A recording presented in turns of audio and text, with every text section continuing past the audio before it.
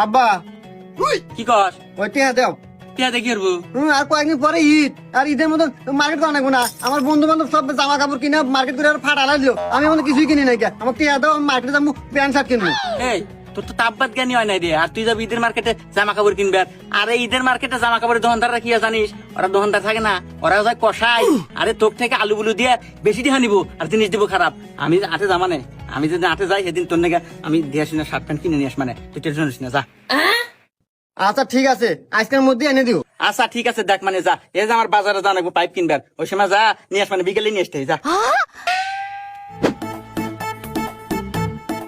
ঠিক আছে সোহেল, তোর নাকি শার্ট আনছি, শার্ট নে।